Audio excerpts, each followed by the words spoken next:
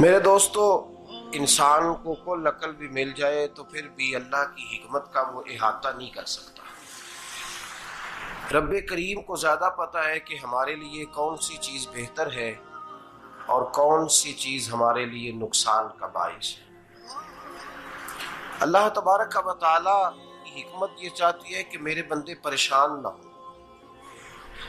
رب یہ چاہتا ہے کہ میرے بندے کسی جگہ پہ بھی دقت اور پریشانی کا شکار نہ ہو۔ تو اللہ تبارک و تعالی نے راہ اعتدال اختیار کرنے کا حکم ارشاد فرمایا کہ تم اعتدال کے رستوں پہ چلو، معتدل زندگی گزارو،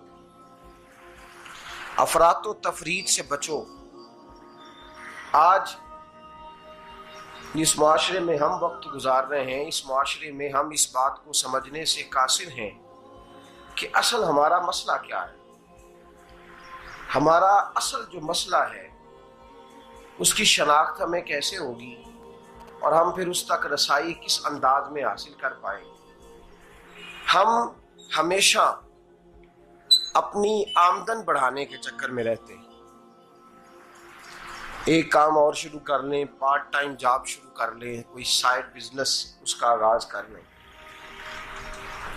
ہماری جو دوڑ لگی ہوئی ہے وہ لگی ہے کام بڑھانے میں، آمدن بڑھانے میں، حالانکہ اسلام ہمیں یہ کہتا ہے کہ تو آمدن بڑھانے کے چکر میں نہ پڑ، اصل بات یہ ہے کہ تو اپنے خرچے کنٹرول کر۔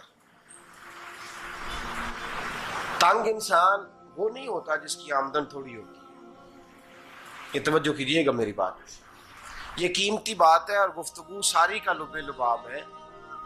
تنگ بندہ وہ نہیں ہوتا جس کی آمدن تھوڑی ہوتی ہے، اصل پریشان وہ ہوتا ہے جس کے خرچے زیادہ ہوتے ہیں۔ اور ہمارا جو روزمرہ کا نقصان ہو رہا ہے نا، وہ آمدن کے معاملات میں نہیں ہو رہا۔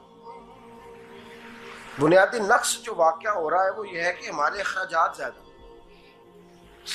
اور وہ اخراجات کسی اور نے نہیں بڑھائے، وہ خرچے ہم نے خود بڑھا لیے ہیں اور اب ہمیں اس کا نقصان بھگتنا پڑ رہا ہے۔ اور اگر آپ صحیح معنوں میں ٹٹولیں تو جو بہت امیر لوگ ہیں وہ تو ان خرچوں سے بچ گئے۔ میں نے بہت سارے ایسے ختمات میں شرکت کی ہے، میں بہت ساری ایسی جگہوں پہ گیا ہوں کہ جہاں لوگوں نے بڑا مختصر سا ختم دلایا ہے تو ہو گیا ہے ختم۔ ختم کے معاملے میں کب کسی نے پابندی لگائی ہے کہ اس میں 200 آدمی شریک ہوگا تو تب یہ سال ثواب صحیح ہو سکے گا؟ کون کہتا ہے؟ یا شادی کے موقع پر اگر سارے بہن بھائیوں کو نہ بلایا گیا تو میری شادی پایہ تکمیل تک نہیں پہنچے گی، اس میں برکت نہیں ہوگی، یہ کس نے فتویٰ دیا ہے؟ معتدل زندگی کا اسلام حکم دیتا ہے۔ میں پڑھ رہا تھا کہ ایک بہت بڑا صدر ہے، غالباً سوڈان کے صدر کی بات ہو رہی تھی، تو اپنے بیٹے کی بارات لے کے گیا تو 4 لوگ گئے ہیں بارات، اور 15 لوگوں کا اس نے اہتمام کیا اپنے گھر میں کھانا کھانے کا۔ تو کیا شادی ہو گئی کہ رک گئی؟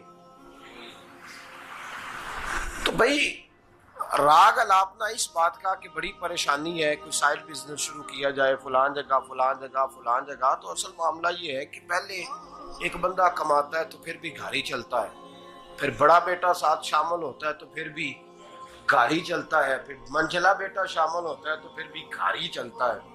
جو رونا دادا جی رویا کرتے تھے کہ بڑی مصیبت ہے، بڑی مشکل ہے، گاؤں میں رہ اکیلے ہوتے تھے اور وہ 5 بچوں کو اور 4 بچیوں کو وہ پالتے تھے، تو جو وہاں پریشانی تھی وہی آج پریشانی شہر میں آ کر پڑھ لکھ کر موٹی تنخواہ لے کر وہی پریشانی ہمیں ہے۔ تو میں جس نتیجے پہ پہنچا ہوں اس کو پڑھ کے، قرآن مجید کی چند آیات کو دیکھ کر اور اس مفہوم کی جو حدیثیں کتب احادیث میں پائی جاتی ہیں اور ہمارے بزرگوں نے ہمیں جو مزاج اس حوالے سے دیا ہے، میں اس نتیجے پہ پہنچا ہوں کہ مسئلہ آمدن کا نہیں، مسئلہ خرچے کا ہے۔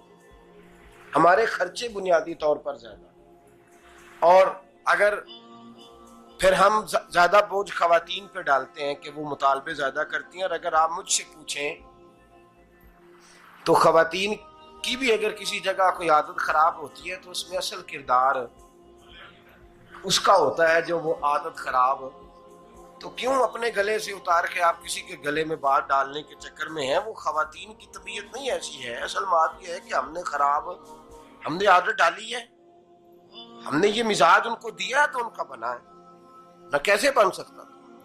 تو اعتدال جب تک زندگی میں نہیں ہوتا، پانی پیاس بجھاتا ہے لیکن ایک گلاس ہی ہو تو پیاس بجھاتا ہے، بالٹی کو منہ کو لگائے گا تو کپڑے بھگو دے گا اس کے. حالانکہ پانی بری چیز کا نام نعمت ہے نا بہت بڑی اللہ کی، لیکن پیالے میں ہی اچھا لگتا ہے. کوئی مٹکا منہ کو لگائے گا تو تانگ ہوگا، پیالہ ہی بہتر ہے اس کے لیے. تو میرے دوست، مٹکے سے بھی بعض اوقات کام چل جاتا ہے، لیکن اگر کوئی کہے نہیں مجھے دریا ہی چاہیے تو اس کا تو گھر بہ جائے گا، سارا گھر بہ جائے گا اس کا. ہمیں دریا قابو کرنے کا موڈ بنایا ہوا ہے تو اس سے گھر بہا کرتے ہیں، اس سے گھر بنا نہیں کرتے. گھر پیالے سے پانی پینے سے بنتا ہے. اگر تو دریا پہ قبضہ کرنے کا موڈ بنائے گا تو گھر بنے گا نہیں، گھر بہ جائے گا. آگ نہ ہو تو کھانا پک نہیں سکتا، لیکن ہلکی آنچ سے کھانا پکتا ہے. اور اگر آنچ تیز کر دی جائے تو جی قرینے قیاس بات کر رہا ہوں، میں عقل سے ماورا نہیں کر رہا. قرینے قیاس سمجھانے کے لیے مثالیں دے رہا ہوں. ہلکی آنچ پہ کھانا پک جاتا ہے اور آگ تیز ہو تو کھانا جل جاتا ہے. تو کھانا اتنی دیر کھانے کے قابل رہتا ہے جب تک وہ ہلکی آنچ پہ پکتا ہے. تو جتنی مرضی تو کہتا ہے نہیں میرا گزارے نہیں، آگ تیز ہونی چاہیے، تو میاں جل جائے گا، جل جائے گا. ہوا نہ ملے تو سانس نہیں آتی، ٹھیک ہے؟ آکسیجن نہ ہو تو سانس ہے، ہوا نہ چلے تو گزارا نہیں ہوتا. لیکن اگر تیز چلے نا، اگر تیز چلے تو آندھی اور طوفان بن جائے تو چھتیں گرا دیتی ہے، جانیں لے لیتی ہے. ہم ہیں طوفان کے چکر میں، ہم ہیں دریا کے چکر میں، ہم ہیں بڑے لاؤ کے چکر میں. تو میاں ہلکی آنچ ہی اچھی ہے، یاد رکھ. اور ایک گلاس پانی کا اعتدال سے ملتا رہے تو وہی ملتا رہے، ضرورت کے وقت وہی بہتر ہے. تو پورے دریا پہ قبضہ کرنے کا پروگرام نہ بنا، تانگ ہو جائے گا. اور میرے عزیز یاد رکھ، ہوا سانس لینے کے مطابق ملے تو وہی اچھی ہے، جو سانس بند کرنے پہ آ جائے وہ ہوا اچھی. ہم نے چکر چلا لیا ہے کہ زیادہ پیسہ، راتوں رات پیسہ، لمبا پیسہ، یہ پلاٹ بھی میرا، وہ پلاٹ بھی میرا، گجرانوالا بھی، گجرات بھی، لالا موسیٰ کھاری اور پنڈی تک جہاں میں جاؤں میرے نام کی تختیاں لگی ہوئی ہونی چاہیے. اسلام منع